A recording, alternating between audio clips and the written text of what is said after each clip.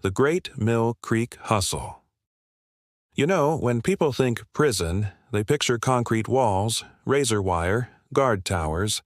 Mill Creek wasn't that kind of place. Sitting out there in the Oregon wilderness, minimum security, no fences, just forest for miles. The guards figured, where you gonna go? But what they didn't count on was that we weren't trying to escape out. We were trying to get stuff in. I'm talking 2018, and I'd been at Mill Creek about 8 months. The place ran on trust. Imagine that, a prison running on trust. We had work details that took us into the woods, community service gigs in town, and about as much supervision as a summer camp. The guards were more like hall monitors than corrections officers. Now, my buddy Rico, a skinny dude, looked like he couldn't smuggle a tic-tac, but had the heart of a criminal mastermind. He comes up to me one Tuesday morning.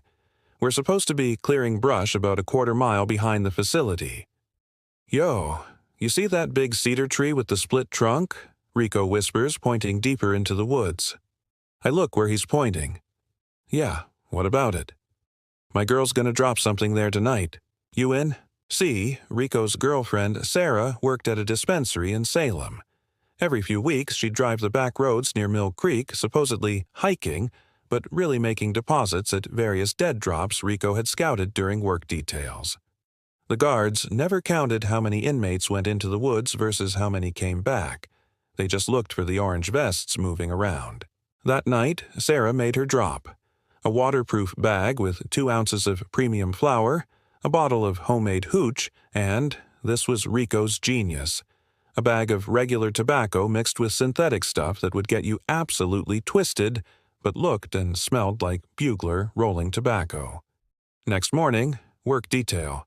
I'm nervous as hell, but Rico's cool as ice. We get assigned to the same crew, pure luck, and around 10 a.m., Rico signals me. While the other guys are loading brush into the truck, we slip away toward the cedar. The bag's there, exactly where it should be. Rico grabs it, stuffs it inside his jacket, and we're back with the crew in under 3 minutes. The guard, Officer Martinez, is literally reading a newspaper sitting on a stump. Getting it back into the facility was the easy part. No metal detectors, no pat-downs after work detail. We just walked right through the door. But here's where it gets crazy. Rico decides we're not just going to smoke this stuff ourselves. We're going to turn Mill Creek into our own little Amsterdam. Within a week, we had a whole operation going. Rico's running the supply chain, I'm handling distribution, and we got 3 other guys as lookouts and customers. We're charging 2 soups for a joint, a whole ramen for a shot of hooch, and 3 commissary items for a hit of that synthetic tobacco that had guys seeing colors for hours. The beauty of Mill Creek was the honor system. Lights out at 10, but no bed checks.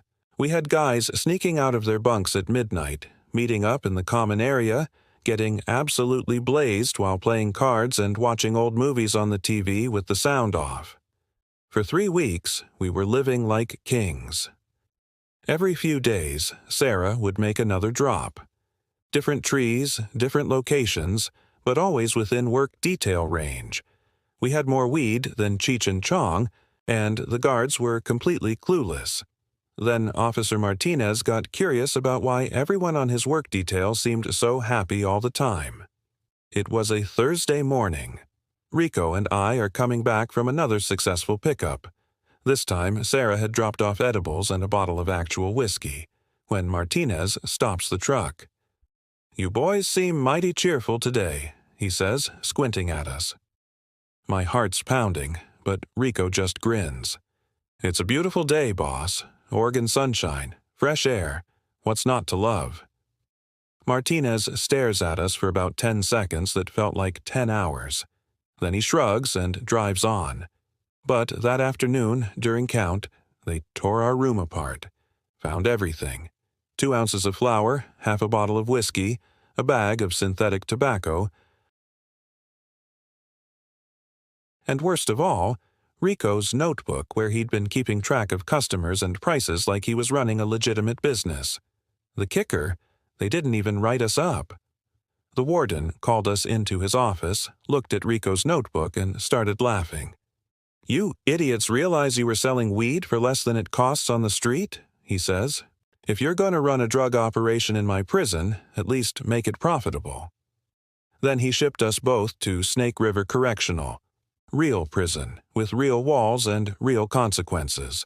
But man, for 3 weeks at Mill Creek, we were living the dream. No fences, no cameras, just us, the Oregon woods, and the most relaxed drug operation in correctional history. Looking back, I think that warden knew exactly what was going on. Mill Creek was supposed to be rehabilitation, not punishment. Maybe he figured letting us play Tony Montana for a few weeks was part of our education. Either way, those were the best 3 weeks I ever did in the system.